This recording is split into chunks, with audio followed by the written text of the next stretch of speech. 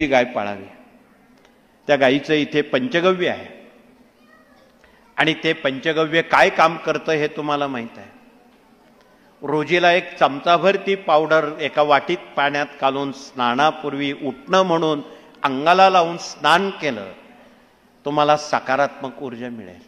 ज्यांच्या डोक्यात नकारात्मक विचार येतात किंवा जे आत्महत्येला प्रवृत्त होतात, या कायमच्या थांबवायच्या असतील तर गायच थांबवू शकते.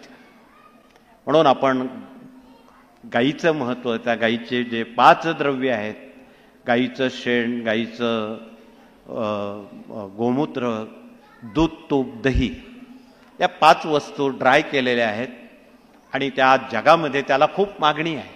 खरं तर आपणच तेवढ्या पोचू शकत नाही, पुरू शकत नाही. प्रत्येक कुटुंबामध्ये एकतरी व्यक्ती नकारार्थी जन्माला आलेली आहे. कलियुग आहे.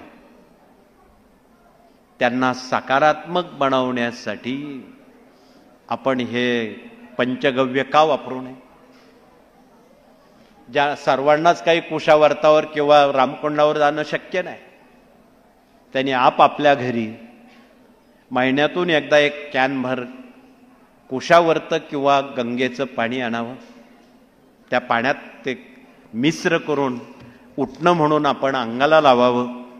बघा काय परिणाम होतो. तुम्ही जी काही सेवा कराल त्या सेवेला एक वेगळी धार लागेल, सकारात्मक ऊर्जा वाढेल आणि तुमचं 10 दिवसातलं काम 2 दिवसात होईल किंवा न होणारी कामं मार्गी लागतील. एवढं सामर्थ्य या वस्तूंमध्ये आहेत. म्हणून त्यांचा संग्रह